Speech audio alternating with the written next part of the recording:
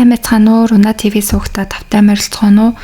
Өнөөдөр би та бүхэндээ Солонгос улсад гарсан нэгэн хэргийг ярих гад бэлтлээ.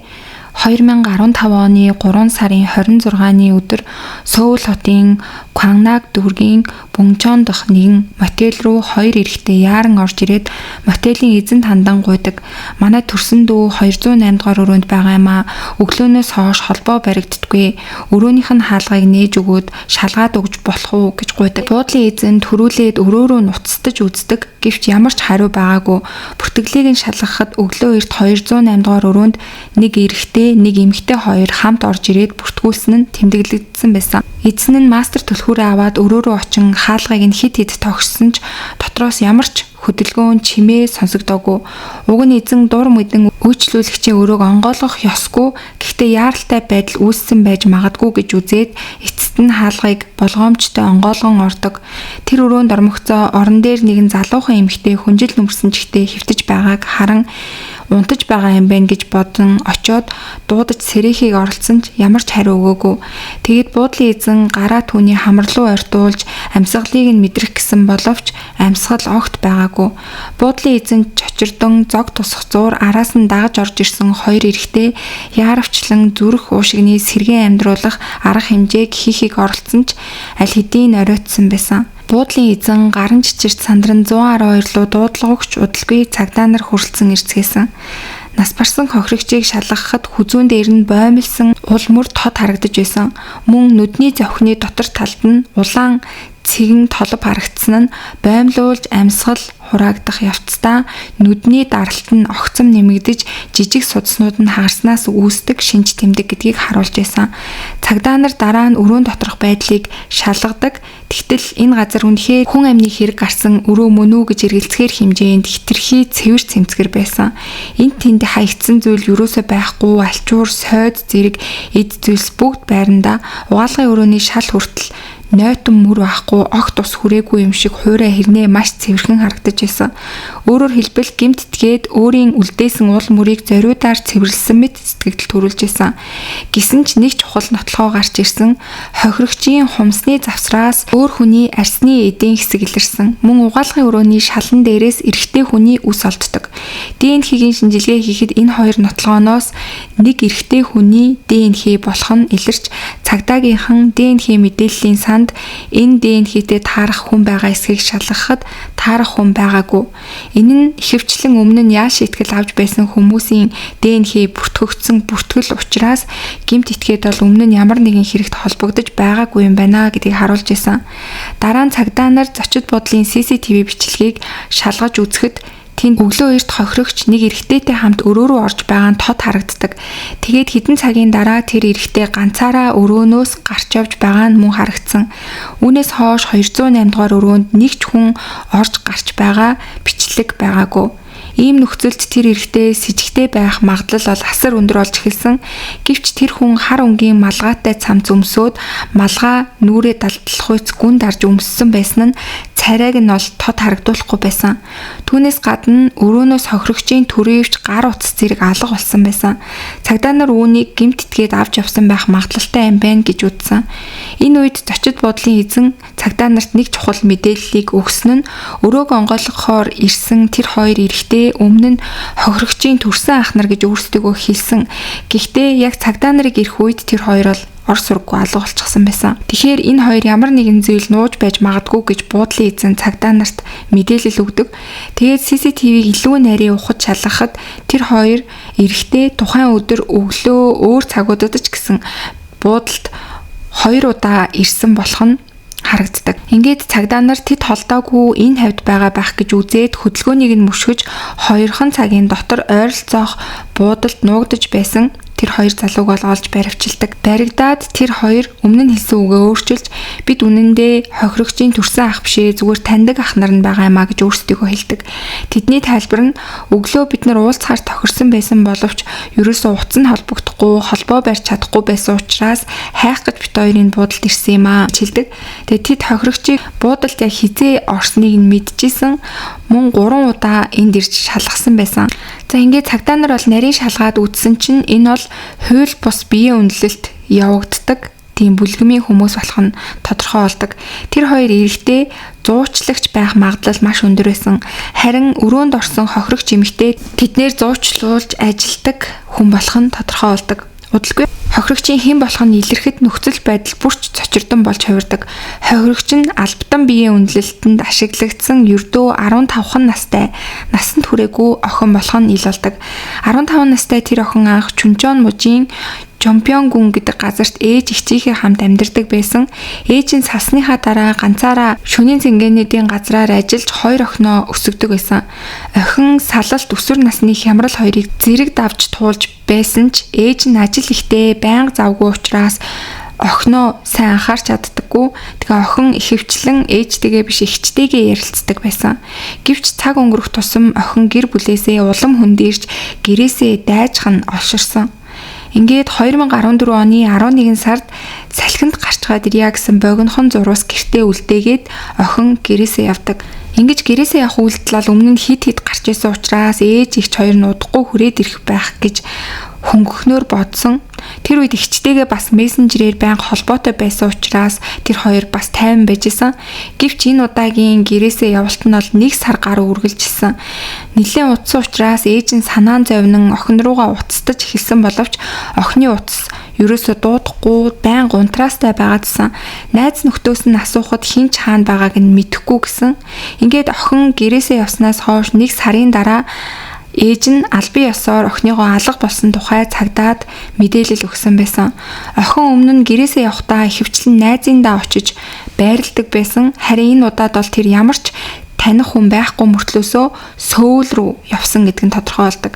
Таних хүнгүй очих газаргүй хотод тэр зүгээр л гудамжаар тэнүүчилж өдөр хоногийг өнгөрөөж байгаад санамсаргүй байдлаар интернет кафегаар дамжуулан гэрээсээ дайдсан хүүхдүүдийн бүлэг буюу Kachul Pem гэдэг группт танилцаж гишүүн болж орсон. Энэ бүлэг нь болохоор гэрээсээ гарсан өсвөр насных нь нийлж хамт амьдардаг тийм бүлгэн байгаа. Тэд ихэвчлэн хямд үнэтэй зочид буудалд удаан хугацаагаар түрээслэн тэндээ хамтдаа байрлацгадаг байсан.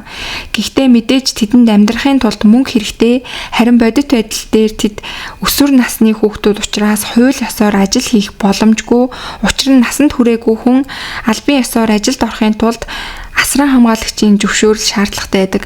Харин эдний хувьд бол гэрээсээ явсан хүүхдүүд учраас аав ээжээсээ мэдээж энэ зөвшөөрлийг бол авах боломжгүй. Иймээс эдгээр хүүхдүүд хууль бус ажилд татагдах нь маш илбэг байсан. Мөн үүнийг насанд хүрэхчид зориудаар ашигладаг. Жишээ нь хоол байр өгнө гэж хуурч уулзаад дараа нь зодож айлган сүрдүүлж тэднэр ажил хийлгэж мүлждэг. Харамсалтай нь 15 настай хохирогч охинч гэсэн энэ аюулаас мултарч чадаагүй. Цагдаад баригдсан 28 настай Пак болон Чэ хоёр биеэ үнэлэлт зуучилж мөнгө олдог этгээдүүд болох нь бол тодорхой болдог. Тэд охиныг байгаа болгон сонгоод эхлээд хоол авч өгч хувцас авч өгөн анхаарал халамж үзүүлэн итгэлийг нь олдог байсан. Охин тэднийг дагсан, ялангуяа тэр охин энэ анхаарал илдэг байдлыг нь хайр гэж эндүрсэн. Пак үнийг нь мэдмэгцээ бүр илүү түүнд анхаарал хандуулж байгаа юм шиг чи одоо амьдарч байгаа газар чинь маш олон хүүхэдтэй тухгүй байгаа бидтэй. Би чамайг хариуцнаа, намайг дагаад яваа байрнаасаа гар гэж ятгсан.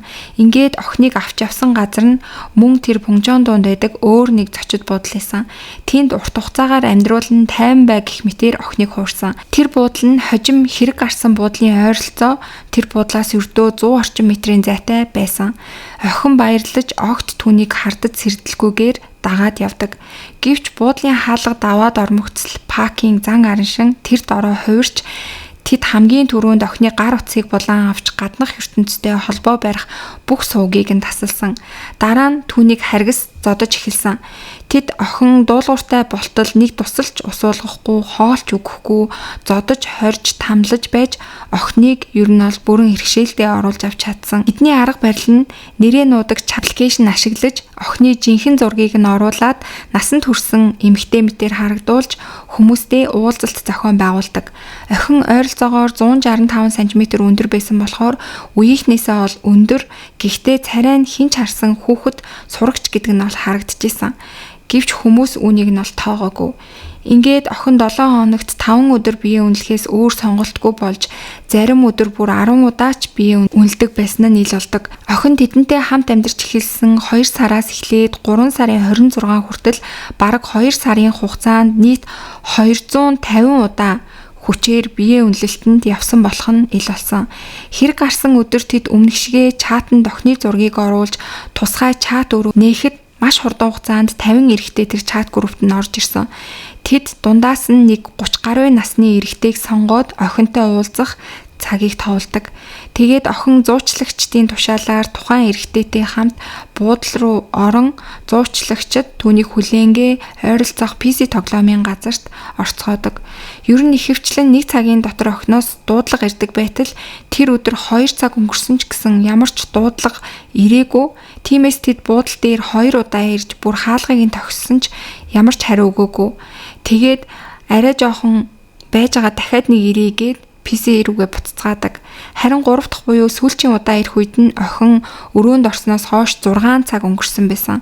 Тэр үед бол охин аль хэдийн амиа алдсан байсан. Цагдаа нар эхний ээлжинд Пакийн бүлгийг насан туршаагүй хүнийг биеийн үнэлэлтэнд зуучилсан хэрэгээр баривчилсан. Аз олоход тэдний гар утсанд гэмт хэрэгтэн хинбэ гэдгийг тодорхойлох шийдвэрлэх нотлогоо чатны бичлэгүүд нь үлдсэн байсан. Тэд хэрэглэгчийн ID-г аваад аппликейшны компанитай хамтран сэжигтний IP хаягийг нь тогтоосон. Ингээд гэмт хэрэгтний мөрөөр 38 настай Ким Жэ Жон гэдэг хүн болохыг нь олж илрүүлж чаддаг. Тэгээд түүний амьдардаг болох түрээсийн орон сууцанд очин хаалгыг нь тогшдог. Ким Жэ Жон гэртээ байна уу гэд хаалгыг нь тогссон. Гэвч ямар ч хариу байгаагүй. Олон удаа тогссон ч гэсэн гэр дотор ямар ч хүн байхгүй юм шиг нам гүм. Ингээд цагдаа нар бол зүгтчихсан юм болов уу гэж бодоод байрных нь гадна талын CCTV-г нь шалгаад үзсэн чинь хэрэг гарснаас хойш 2 хоногийн өмнө тэр хүн хар хувцас малгай өмссөн гэрлүүгээ орж байгаа нь бичигдсэн байсан. Гэхдээ түүнээс хойш ганц ч удаа тэр байрнаасаа гарч байгаа бичлэг бол илрээгүй. Ингэхээр ер нь бол тэр гэр дотроо нуугдаж байна гэсэн үг байгаа. Цагдаа нар байрыг нь мөрдөн гаднаас нь ажиглаж эхэлсэн. Шүн болсон ч гэсэн гэрэл нь юусаа асахгүй гэр дотор ямар ч чимээ гарахгүй л байсан. Ингээд цагдаа нар маргааш өдөр хүртэл нь хүлээсэн боловч ямар ч өөрчлөлт гараагүй. Ингээд цагдаа нар ингээд хүлээгээд байж болохгүй юм байна гэж үзээд хүчээр гэрлүүнд нэвтэрч орохоор шийдцгээдэг. Тэд Ким Жэ Чоны байртай залгаа айлын галын ослын үед авирдаг аврах хананд нэвтэрч тэндээс нь түүний байрны тагт руу орж барих төлөвлөгөө боловсруулдаг. Учир нь тэд хаалгаар нь орох юм бол түүнийг зүгтах эрсдэл өндөртэй гэж үзэжсэн. Эцэст нь цагдаа нар түүний гэрт амжилттай нэвтэрч дотроос нь хэрэгтэн олж баривчилж чадсан. Тэр тагтаар орж ирсэн цагдаа нарыг хараад сандран зүгтах гэж оролцсон ч гэсэндээ гадна талд нь бол өөр цагдаа нар ч гэсэн аль хэдийн хүлээж байсан учраас тэр баригдч чадсан. Ким Жэ Жоны хувьд бол баригдсан даруйдаа л аллах хийсэн хэрэгээ эрс сүргүүцчихсэн.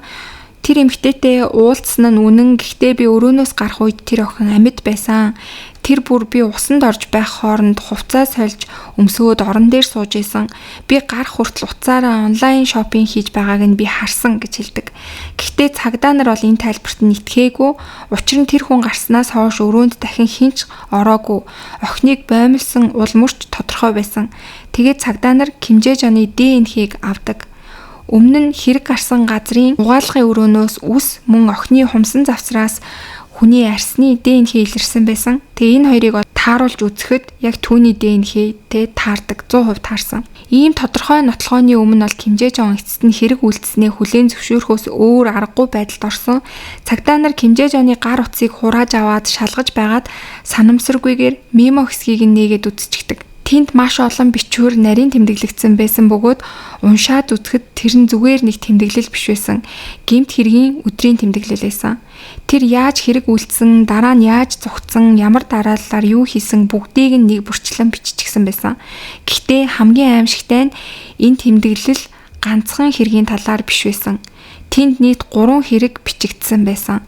Өөрөөр хэлбэл 15 настай охин 3 дахь хохирогч нь байсан гэсэн үг. За одоо болохоор Ким Жэ Жон гэж яг ямар хүн байсан бэ гэхээр тэр бол энгийн гэр бүлд төрж өссөн, ээж нь үйл хөдлөлийн түрээсийн бизнес эрхэлдэг байсан болохоор эдийн засгийн хувьд бол дутагдах, гачигдах зүйлгүй өссөн.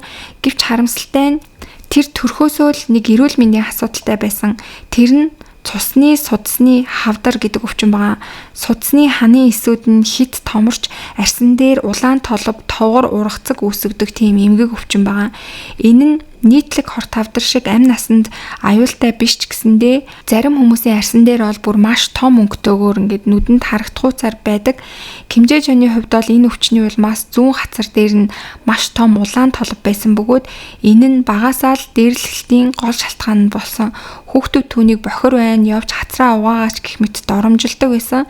Ингэснээр тэр нүрээ байн угаадаг, будгаар улаан толбоо дарах гэж оролддог болж энэ нь эцэстээ хит цэвэрч бохир зүйлээс айдаг айдастай тийм зантай болгосон. Энэ нь бол бараг л хүнд хэлбэрийн ариун цэврийн эмгэг гэсэн өвчин рүү шилжсэн байсан. Үүн дээр нэмээд талх сургуулиасаа эхлээд гинт хэрэгүүдэд холбогдож эхэлсэн. Нэг удаа сургууль дээрээ компьютерийн танк хулгайлж байгаад баригдаж байсан. Дараа нь бас нэг удаа дэлгүүрээс мөнгө хулгайлж байгаад дэлгүүрийн эзэнд баригдчихсэн. Тэр бол ахлах ангидаа сурж агаад сургуулиасаа гарсан. Энэ үед гэр бүлийнхэн нь түүнийг бараг л орхисон байсан. Яагаад гэвэл нэлээд олон удаа хэрэгт холбогдож аав ээжигээ бол байнга дуудулж исэн учраас гэр бүлийнхэн нь түүнээс бууж өгсөн байсан. Насан туршныхээ дараа тэр нүүрний гажигтай гэсэн ангиллаар нийгмийн халамж авах боломжтой болсон. Түрээсийн орон сууц авч ганцаар амьдрах болж бараг л гадаад орчноос өөрийгөө тусгаарлан амьдарч эхэлсэн. Ганцаараа амьдарч авах хугацаанд тэр биеийн үнэлэгч нартай нэлээд их уулздаг болж эхэлсэн.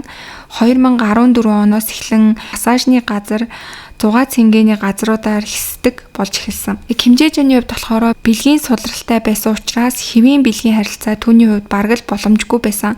Сүүлдээ тэр чат аппликейшн руу хүртэл шилжиж олон хүнтэй уулзсан ч гэсэн үр дүн нь өөрчлөгдөөгүй. Ингээд хэмжээ жоны хувьд бол биеийн үнэлэгч авах тусам зөвхөн мөнгө л өргөдөж яг өөрийнхөө хүссэн хүслийг бол биелүүлж чаддаггүй болж эхэлсэн. Тэгээд тэр буруутан хааж эхэлсэн. Харамсалтай нь тэр бурууг өөрөөсөө биш биеийн үнэлэгч эмэгтэйчүүд рүү түлхэж эхэлдэг. Та нар миний хүслийг биелүүлж чадаагүй юм чинь би та нарт мөнгө өгөх албагүй гэж юу нь бол үзэн намайг дорд үзвэл эсвэл миний хүслийг биелүүлж чадахгүй бол би тэдрээс эсрэгээр нь мөнгө авах ёстой гэсэн бодолтой болж эхэлсэн. Ингээд сүүлдээ бол интернетээр хайж байгаад хүний оюун санаанд нөлөөлдөг тийм мансууруулах төрлийн нэг бодисыг олж аваад тодорхой хугацаанд хүмүүсийг ухаан алдуулж болох юм байна гэсэн бодолд автаж эхэлсэн. Тэр үнийг гадаадын сайтаар дамжуулан амархан худалдаж авсан. Тэг энэ бол мэдээж хууль бус зүйл байсан. Түүний анхны гэмт хэрэг нь 2015 оны 3 сарын 11-нд болсон. Өөрийнхөө олсон эмийг аваад мөн боох оолс зэргийг бэлтгээд гэрээсээ гарч сочид дүүргийн нэгэн буудалд биеийн үнэлэгч A гэдэг эмэгтэйтэй уулздаг. Дараа нь шүршүүрт ороод гарч ирж байсан эмэгтэй рүү дайрч нөгөө бодисоо шингээсэн алчуураар ам хамрыг нь дарж мансууртал нь барьж байгаад нөгөө гараараа хүзүүг нь хүчтэй боож ухаан алдуулсан. Тэгээд түүнд өгсөн байсан бэлэн мөнгө барааны эрхийн бичиг 2 ширхэг ухаалаг утсыг аваад цугтсан. Аз болоход эмэгтэй хожим нь ухаан орсон. Гэвч энэ явдлаас олж тэр аимшигтай түгшүүр гэмтлийн дараах стресст орж 2 сарын дараа амиа хорлож нас орсон байсан. Эхний гинт хэрэгээс хойш өрдөө 5 хоногийн дараа буюу 3 сарын 16-нд Кимжээчон Сөүл хотын Сумбуг дүүргийн нэгэн зочид буудлын газарт жиж 2 дахь гинт хэрэгээ үлдсэн. Хохирогч нь биеийн үнэлэг бие бүсгүй байсан. Арга нь өмнөхдөөгөө мөн л адил мансууруулад эд зүйлийг нь дээрэмдэх гэж оролцсон. Энэ удаач гэсэндээ бие бүсгүй маш их гэмтэл авсан гэсэндээ амь нас нь бол аврагдаж чадсан. Тэгээд дахин 10 хоногийн дараа 3 дахь удаага буюу 15 настай охинтой буудалд орсон нь энэ хэрэг байсан. Энэ удаад ч гэсэн арга нь ижилхэн байсан.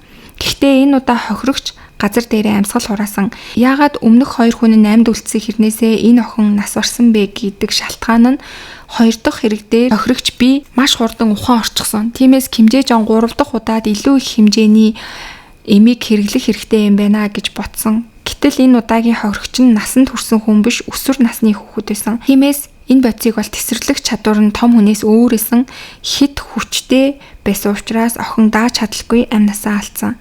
Кимжээчон хохирогч нас барсны дараа өрөөг бүрэн цэвэрлэж дараа нь цугтсан. Мэргэжилтнүүд энэ хит цэвэрлэх үйлдэлийг түүний багаасаа бий болсон өвөрмөц эмгэг шинжтэй цэвэрч зан бохироос айдаг сэтгэл зүйтэй холбож тайлбарлсан. Гэмт итгээд ердөө 1 сарын дотор 3 удаагийн ноцтой гэмт хэрэг үйлдсэн. Эхэндээ дээрэм байсан бол сүүлдээ хүн амны хэрэг болж хувирсан байна. За ингээд Кимжээ Жонны шүүх хурал болсон.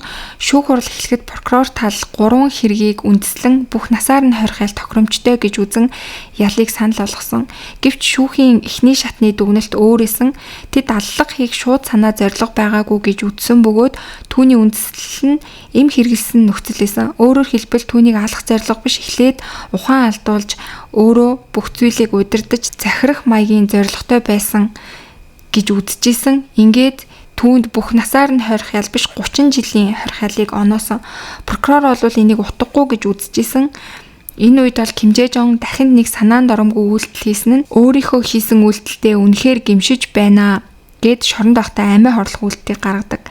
Гэвч давж заалдах шатны шүүх түүний энэ үйлдэлийг нь жинхэнэ гэмшил гэж үнэлээгүй, харин ч аллах хийх санаатай байсан гэдгийг илүү өргөн хүрээнд хүлээн зөвшөөрч ялыг нь нэмэгдүүлсэн. Ингээд эцсийн шийдвэрээр түүнд 30 жилийн хорих ял байсныг нь 40 жилийн хорих ял болгож ялыг нь 10 жилээр нэмсэн. За мөн 15 настай охиныг хууль бус биеийн үнэлэлтэнд хүчээр татан оролцуулж зуучилж ашиг олсон Пакд 6 жил, нөгөө хүнд нь 4 жилийн хорих ялыг оноосон. За ингээд өнөөдрийн та бүхэнд бэлтгэж хүргэсэн хэрэг маань энэ түрээд өндөрлж ийн. Тэгээ гимтэтгээдүүд гол хэрэгтэн нь бол 40 жилийн ял аваад охины биеийг үнэлүүлж исэн. Хоёр бол 6 жил 4 жилийн ялыг аваад шоронд орцгоосон байгаа.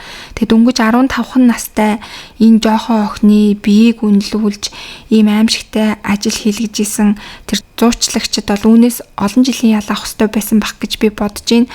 Тэгээ охин бол хэдийгээр гэрийнхэнтэйгээ тарахгүй гэрээсээ оргосон ч гэсэндээ тэр хүмүүсийн өөрийг нь халамжилж байгаа байдлыг хайр гэж эндүүрээд тэгээ буруу зам руу орох нөхцөл байдал нь бүрдсэн юм шиг байгаа. Тэгээ та бүхэн бас юу гэж бодож ийн, энэ хэрэг дээр өөрсдийнхөө бодож байгаа сэтгэлийг комент хэсэгт бичээд хуваалцаарай.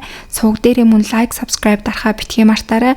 Бүгдээрээ удахгүй дараагийнхаа дугаараар уулзцгаая.